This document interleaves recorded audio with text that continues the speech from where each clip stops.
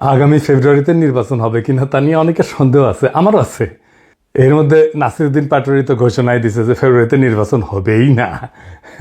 তবে আমি সবাইকে ফেব্রুয়ারিতে নির্বাচনের টার্গেট নিয়ে প্রস্তুতি নিতে বলি। এরা না বললে আবার বিএনপি ওয়ালারা বলবে আমি নির্বাচন পিছাইতে চাই। তবে এই নির্বাচনে কি হবে তা নিয়ে আমি এক সপ্তাহ আগে বলছিলাম যে এই নির্বাচনে খেলা হবে, অপ্রত্যাশিত ফলাফল হবে। এডিটর সাহেব এনার দেখা দেন, নাহলে ব্যাক ফাপড় নিতেছি। উনি আশায় আছেন একটা ভালো নির্বাচন দিতে পারবেন, দিতে পারলে ভালো, তবে আমি খুব ভরসা পাইতেছি না। তবে এই নির্বাচনে খেলা হবে, অপ্রত্যাশিত ফলাফল হবে, আমি আগেই বলে রাখতেছি। দেখেছেন? আর আল্লাহর কি কাম, এটা নতুন জরিপ আসিছে। আসেন আমরা আগে সেই জরিপের ফলাফলটা দেখে আসি। 12% মানুষ বিএনপিকে ভোট দিবি বলিছে, 10.4% মানুষ জামাতে ইসলামীকে ভোট দিবে বলিছে, মানে 10.5% মানুষ। 7.3% মানুষ আওয়ামী লীগকে ভোট দিবে বলিছে, এবং 2.8% মানুষ, মানে প্রায় 3%-এর মতো মানুষ এনসিপিকে ভোট দিবে। তবে কাকে ভোট দিবে এ বিষয়ে এখনো সিদ্ধান্ত নেয়নি 48%-এর বেশি মানুষ। অন্যদিকে জরিপে কাকে ভোট দিতে চায় তা বলতে রাজি হয়নি 14.4% মানুষ। এটা BRAC institute of governance and development BIGDর একটা জরিপ। 8 মাস আগে গত অক্টোবর মাসে একই প্রশ্ন করা হয়েছিল এবং এরাই এই স্টাডিটা করছিল। সেখানে 16.30% মানুষ বিএনপিকে ভোট দিতে চাইছিল। এইটা স্যার গতবার আর এইবারেরটা একটু পাশাপাশি দেখেন, তাহলে বুঝবে যে কেমন কমিছে।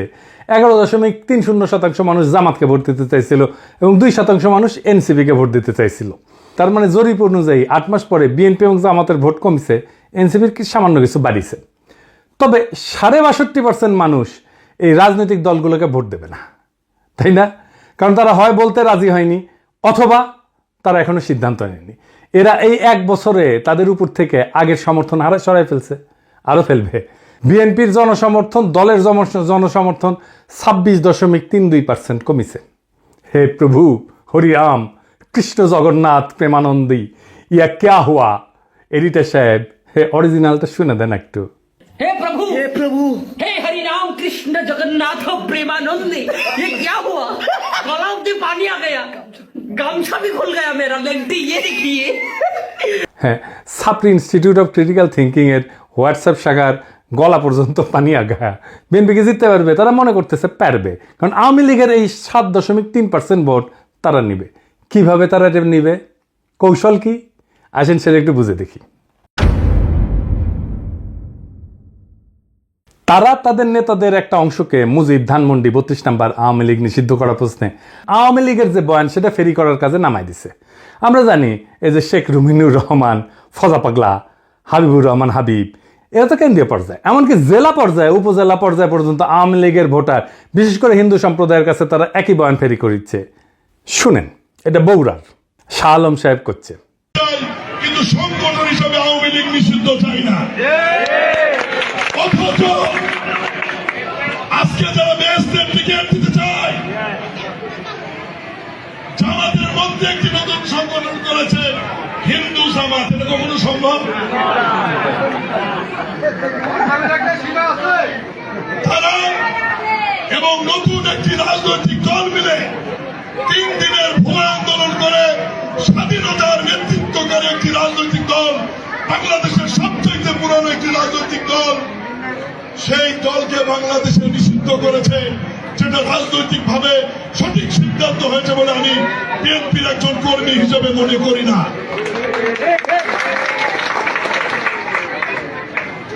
এই বাংলাদেশের ইতিহাস দেখতে গেলে মহান স্বাধীনতার ঘোষক শহীদ রাষ্ট্রপতি জিয়াউর রহমানের নাম লিখতে হবে। এই বাংলাদেশের স্বাধীনতার ইতিহাস রচনা করতে গেলে মুক্তিযুদ্ধের নেতৃত্বকারী দল আওয়ামী লীগের তৎকালীন সভাপতি শেখ মুজিবুর রহমানকে অস্বীকার করা যাবে না। এই 2 নেতাকে অস্বীকার করে নতুন বাংলাদেশ বিনির্মাণের কথা বলে, তো তাতে হয়তো এই 7%-এর 4-5% ভোট পাইতেও পারে, কিন্তু এটা পাইতে গিয়া আরো 8-10% নিজস্ব ভোট সে হারাবে। তাহলে আসলে রাষ্ট্র ক্ষমতায় কে যাবে? আপনারা বুঝতে পারতেছেন যে যারা এখনো সিদ্ধান্ত নেয়নি কাকে ভোট দেবে এবং যারা বলতে চায়নি, তারাই আসলে ঠিক করবে কারা রাষ্ট্র ক্ষমতায় যাবে। তো যাই হোক, এইটা আলোচনাটা বিস্তারিত আসার আগে বিএনপি দলটা কিভাবে ফাংশন করে সেটা একটু বুঝাই। তাইলে এই যে কেন এই রুমিনুর রহমানরা এই কাজ করে এটা বুঝতে পারবেন, এবং কিভাবে তারেক রহমানের নিরঙ্কুশ নিয়ন্ত্রণ নিশ্চিত হয় দলের মধ্যে এটা বুঝতে পারবেন। আর এই পদ্ধতিটা বিএনপির সবচেয়ে বড় দুর্বলতা। আমি এটা বিএনপির সাথে কাজ করতে করতে গিয়ে আবিষ্কার করেছি। আসেন দেখি এটা কেমন। বিএনপিতে দুইটা কাজ করে। এক, সোশ্যাল কনফ্লিক্ট, যেটা সমাজে যে দ্বন্দ্বটা আছে সেটাকে ইন্টারনালাইজ করে ফেলে, মানে সেটা নিজের ভিতরে ঢুকে ফেলে, দলের ভিতরে ঢুকে ফেলে। মানে ধরেন সমাজে আওয়ামী লীগের রাজনীতি চলবে কিনা, এটা নিয়ে একটা দ্বন্দ্ব আছে, তো সেটাকে সে দলের মধ্যে নিয়ে ফেলে। আওয়ামী লীগের রাজনীতি করা উচিত এমন একটা দল তৈরি করে নিজের দলের মধ্যে এই মত প্রচার করবে, আর তার বিপরীতে আরেকটা দল তৈরি করে যারা ভিন্ন মত প্রচার করবে। এটি হইতেছে এক্সটার্নাল কনফ্লিক্টকে ইন্টারনালাইজ করা। কি সুবিধা পায় এতে? সে মনে করে যে এক্সটার্নাল যে কনফ্লিক্ট এটা তো ম্যানেজ করা ডিফিকাল্ট, এক্সটার্নাল কনফ্লিক্টকে আমি যদি ইন্টারনাল করে ফেলি সেটাকে আমি কন্ট্রোল করতে পারবো ইজিলি, কারণ আমি তো নেতা, আমার কথা দুই পক্ষই শুনবে। তো আমি এই আলোচনাটা দলের মধ্যে থেকে করব এবং আমি এটাকে নিয়ন্ত্রণ করব। বুঝতে পারছেন? মানে সমাজের যে বিতর্ক সেটা আমি নিজের দলের ভেতরের একটা ইন্টারনাল বিতর্ক করে ফেলবো। দলের ভেতরে যদি আমি ইন্টারনাল, সমাজ তো আমার কথা শুনে না, তো দলের ভেতরে যদি আমি ইন্টারনাল কনফ্লিক্টটা নিয়ে আসি তাহলে দলের লোক সবগুলো আমার কথা শুনতে বাধ্য হবে। আর একটা বিষয় হইতেছে যে এরা একজনকে আরেকজনের পিছিয়ে লাগিয়ে দেয়। এই যে কনফ্লিক্টটা দলের ভেতরে নাই সেটা তৈরি করে। আমাকে এই যে ওয়াহিদুজ্জামান অ্যাপোলো একদিন বলে ফোন মেরা যে বিএনপির অনেক লোক বলে যে আপনি রয়ের এজেন্ট। হ্যাঁ, তার মানে কি বুঝেছেন? তো তার মানে এটাই যে শুনে হয় আমি বিব্রত হব বা সংকুচিত হব বা ভয় পাবো, এবং আমি একটা আশ্রয় খুঁজবো, আমাকে এমন একটা মহাশক্তির কাছে পাঠাবে যে আমাকে আশ্রয় দেবে, অথবা সেই আশ্রয় দেবে। তার মানে বুঝেছেন তো? বা সেই বলবে আরে ব্যাপার না, আমি দেখতেছি, আমার উপরে ছেড়ে দেন। হ্যাঁ, তো সে তার দলের লোকদের উপর আনুগত্যটা কেনে, তারা এটা চাপে ফেলা, ভয় দেখায়, আনুগত্য আদায় করে। এটা বিএনপির কৌশল। যাই হোক, এই যে এক্সটার্নাল কনফ্লিক্টটাকে ইন্টারনালাইজ করে ফেলা, এটা তার নির্বাচনে আওয়ামী লীগের ভোট টানার একটা কৌশল। তো যাই হোক, এখন এই যে নির্বাচনী জরিপ, এটার প্র্যাকটিক্যাল ফলাফলটা কি? প্রথম ফল হইতেছে বিএনপি আগামী সরকার গঠন করতে পারছে কিনা এটা বিরাট সন্দেহের মধ্যে পড়ে গেল। ধরেন এনসিপি আর জামাত ঐক্য হইল, ওইদিকে বিএনপি নিজের ভোটের সাথে আওয়ামী লীগের ভোট আর জাপার ভোট মিলে একটা হাড্ডাহাড্ডি লড়াই হইল, তাও কি বিএনপি বা এনসিপি জামাত ক্ষমতা আসতে পারতেছে? না, পারতেছে না। কারণ 62.5% মানুষ জামাত, বিএনপি, এনসিপি কাউরে, এই 62.5%-এর ভয়েস হয়ে উঠতে পারবে যারা, তারাই আগামী সরকার তৈরি করবে। তাইলে কিভাবে এটা গড়ে উঠবে? বাংলাদেশ একটা রাজনৈতিক ফ্রন্ট গড়ে উঠবে। প্রকৃতি শূন্যতা পছন্দ করে না। এই 62% মানুষের একটা ফ্রন্ট গড়ে উঠবে। এই মানুষকে ভয়েস দিতে হবে। এই ফ্রন্ট দেশের নির্বাচনে জিতে আসবে। কিভাবে? ধরেন কয়েকটা ব্রড ইস্যুতে যদি একটা ঐক্য হয়। 1 নাম্বার, বাংলাদেশে ভারতীয় আধিপত্যবাদের অবসান হবে। 2 নাম্বার, স্বাধীনতা, সার্বভৌমত্ব, জাতীয় মর্যাদা এবং আঞ্চলিক অখণ্ডতা অক্ষুণ্ণ রাখতে হবে। 3 নাম্বার, আওয়ামী ফ্যাসিবাদের চিরস্থায়ী অবসান ঘটাইতে হবে। 4 নাম্বার, একটা ইনসাফ ও সাম্যের বাংলাদেশ বানাইতে হবে। তো এই ইস্যু নিয়ে যদি ফ্রন্ট হয় তাহলে এই 62% সেই ফ্রন্টের সাপোর্টার হয়ে যাবে। এন্ড কইতে পারেন এমন কোন ফিগার আছে যে এই ফ্রন্টের নেতৃত্ব দিতে পারবে? আছে, অনেকেই আছে। আমি আজ একজনের নাম বলবো, মাহমুদুর রহমান। উনি এই ফ্রন্টের নেতৃত্ব যদি দেন সবাই ওনার পাশে এসে দাঁড়াবে। ইলিয়াস, কনক, পিনাকির কথা বাদই দেন, এরা মাহমুদ ভাই আওয়াজ দিলে ঝাঁপে পড়বি। এর বাইরে হেফাজত, ইনকিলাব মঞ্চ, আপ বাংলাদেশ, এবি পার্টি, ইসলামী শাসনতন্ত্র আন্দোলন, এরা সবাই এসে দাঁড়াবে। এটাই হয়ে উঠবে রাজনীতির মেইন স্ট্রিম। এনসিপি আর জামাতের কোনো অপশন থাকবে না এই ফ্রন্টে জয়েন না কইরা। বিএনপিও আসতে পারে এই ফ্রন্টে, স্বাগত জানাই আমরা। এই ইস্যুতে ঐক্য হইলে ওয়াই নট, কিন্তু সিট যা দেব মাইনা নিতে হবে। এই ফ্রন্ট মানে বিএনপির বিরুদ্ধে যাওয়া না, কিন্তু বিএনপির বিরোধিতা করাও না, বরং অ্যান্টি ফ্যাসিস্ট, অ্যান্টি ইন্ডিয়া সমস্ত শক্তিকে একটা কমন গ্রাউন্ডে নিয়ে আসা। আমি তো চাই বিএনপির আলতাফ হোসেন চৌধুরী ভাই উনি জিতে আসেন, ইয়াংদের মধ্যে শহীদুদ্দিন চৌধুরী এনে জিতে আসুক, আমি এটা চাই। কিন্তু রুমিন ফারহানা হারুক, হাবিবুর রহমান হাবিব হারুক, ফজা পাগলা হারুক। আমি যদি ইলেকশনের আগে দেশে যেতে পারি, আমি আলতাফ ভাইয়ের এলাকায় গিয়ে ক্যাম্পেইন করে দিয়ে আসবো, যেন উনি যেতে ধানের শীষের ক্যাম্পেইন করে দিয়ে আসবো। আমার ক্যাম্পেইনের দরকার নাই ওনার জেতার জন্য, উনি এমনি জিতবেন, কিন্তু আমি যাব আমার নিজের মনের শান্তির জন্য যাব, যে আমি আলতাফ ভাইয়ের ইলেকশনে কিছু কাজ করেছিলাম।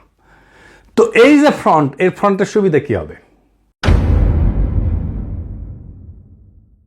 এই ফ্রন্টে রাজনৈতিক দলের মাতবরি থাকবে না। রাজনৈতিক দলগুলোকে কিন্তু দেশের মানুষ পছন্দ করে না, বিশ্বাসও করে না। সেজন্য রাজনৈতিক দল অ্যান্টি হাসিনা লড়াইয়ের নেতৃত্ব দিতে পারেনি। এটা মাইনে নিতে হবে সবাইকে। এই ফ্রন্ট 2024-এর বিপ্লব যারা করছে সেই রকম একটা জনগণের ফ্রন্ট হইয়া উঠবে। রাজনৈতিক দল যা খুশি তাই করতে পারবে না। এনসিপির বালখিল্যতা, জামাতের রাজনৈতিক ভুল, অন্য ছোট দলের ন্যাশনাল ইম্প্যাক্ট তৈরি করার অক্ষমতা সব দূর হয়ে যাবে। এক নতুন আশায় দেশবাসী বুক বাঁধবে, সারা দেশে এক নতুন আশার সঞ্চার হবে। আমরা কলা গাছ যদি দাঁড় করাই দিই, বেশিরভাগ আসনে তারা জিতে আসবে। আমরা বিএনপির ট্রু ন্যাশনালিস্ট নেতাদের আসনে কোনো প্রার্থী দেব না। আমাদের মার্কা হবে বাম্বুর দাবরা নিতে দেশকে আবার সঠিক রাস্তায় নিয়ে আসবো। এই 62% থেকে বাংলাদেশের আগামীর রাজনীতি উত্থিত হবে। এখন প্রশ্ন হচ্ছে, মাহমুদ ভাই কি রাজনীতিতে এভাবে আসতে রাজি হবেন? না, হবেন না। ওনারা যারা চেনেন তারা জানেন উনি হবেন না। এই ভিডিও দেখার পরে উনি আমার ফোন দিয়ে ঝাড়ি দিবেন, বলবেন এসব কি পাগলামি শুরু করিস, আমি আমার দেশ নিয়ে আসছি, আমার বয়স হয়েছে। তো যাই হোক, উনি যাই বলুক। সক্রেটিস বলছিলেন সেই নেতাই শ্রেষ্ঠ নেতা যে অনিচ্ছুক নেতা। মাহমুদ ভাই অনিচ্ছুক নেতা, তাই উনার বাংলাদেশের সেরা নেতা হওয়া সম্ভব। এইটারে বলে সিনাটাস আর্কিটাইপ। কঠিন লাগিচ্ছে হ্যাঁ কথাটা শুনে, টাইমটা শুনে, কিন্তু এটা খুব মজার ইতিহাস আছে, আসেন শুনি। উনার নাম ছিল লুসিয়াস কুইন্টিয়াস সিনসিনাটাস। 458 খ্রিস্টপূর্বাব্দে একজন রোমান সম্রাট ছিলেন তিনি। এই গল্পটা শুরু হয় একটা গভীর সংকট দিয়ে। রোমান সেনাবাহিনী কনসাল মিনুসিয়াসের অধীনে প্রতিবেশী উপজাতি ইকুইদের দ্বারা অবরুদ্ধ হয়ে পড়ে এবং ধ্বংসের মুখোমুখি হয়। রোম শহর আতঙ্কিত হইয়া যায়। এই চরম মুহূর্তে সিনেট মরিয়া হইয়া, উনি প্রাক্তন সেনাপতি ছিলেন সিনসিনাটাস, ওনাকে সম্রাট হিসাবে নিয়োগের পক্ষে ভোট দেয়। উনি তখন অবসর জীবনযাপন করেছিলেন এবং কৃষিকাজ করেছিলেন। সিনেটের একটা প্রতিনিধি দল তার ছোট খামারে পৌঁছায়, সেখানে তাকে তার জমিতে লাঙল চাষ করতেছে দেখে।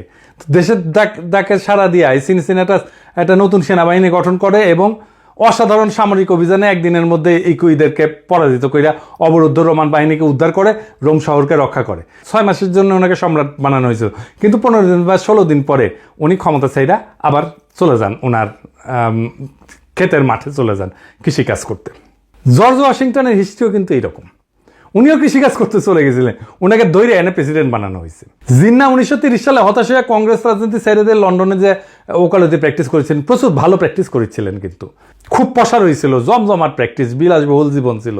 ওনারা ধৈর্য এনে মুসলিম লীগের নেতা বানানো হয়েছে, আর ভারতবর্ষের ইতিহাস বদলাই গেছে। আজ আমাদের হাসান সৈয়দ সোহরাওয়ার্দী, তারও কিন্তু এরকম কাহিনী আছে।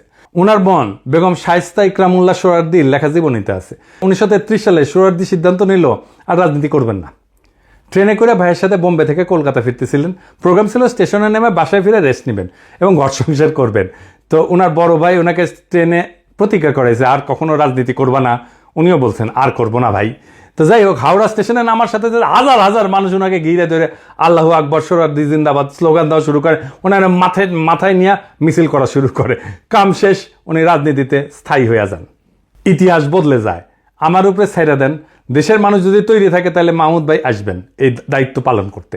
আর কারা থাকবেন না আমার কইলাম না, কইলে এখনই লাভ দিয়ে উঠবেন। আমি বলছিলাম অপ্রত্যাশিত ঘটনা ঘটবে, সেই ঘটনার জন্য তৈরি হন। আমরা ইতিহাস সৃষ্টি করব অচিরেই। বাংলাদেশের রাজনীতি এখন এক সন্ধিক্ষণে দাঁড়ায় আছে।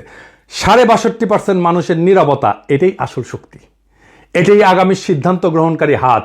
তারা কারো অন্ধ অনুসারী না, বরং তারা খুঁজতেছে এমন একটা প্ল্যাটফর্ম যেখানে থাকবে আত্মমর্যাদা, সার্বভৌমত্ব, ইনসাফ আর সাম্যের নিশ্চয়তা। ইতিহাসে আমরা বারবার দেখছি, যখন জাতি প্রস্তুত তখন নেতার আগমন অনিবার্য হয়ে যায়। সিনসিনাটাসের মতো, জর্জ ওয়াশিংটনের মতো, জিন্নার মতো, সোহরাওয়ার্দীর মতো। সেই নেতা হয়তো এখনো মাঠে নাই, কিন্তু মুহূর্তে আসলেই ইতিহাসের পাতা থেকে উঠে আসবেন তিনি। আমাদের করণীয় একটাই, নিজেদের প্রস্তুত করা, মানুষের মনে আশার শিখা জ্বালায় রাখা এবং সেই 62% মানুষকে এক কণ্ঠে, এক পতাকার নিচে, এক স্বপ্নে ঐক্যবদ্ধ করা। এটাই হবে বাংলাদেশের নতুন ভোর, নতুন সূর্যোদয়। এটাই হবে সেই মুহূর্ত যখন আমরা ইতিহাসের বইয়ে নিজেদের নাম লিখব, শুধু দর্শক হিসাবে না, বরং সক্রিয় অংশগ্রহণকারী হিসাবে, রাজনৈতিক এজেন্সি হিসাবে, রাজনৈতিক শক্তি হিসাবে তৈরি হন। সময় আসছে আবারও 2024-এর মতো। ইতিহাস ডাক দিচ্ছে নতুন ইতিহাস লেখার। সেই ইতিহাস আমরা লিখব একসাথে। ইনকিলাব জিন্দাবাদ।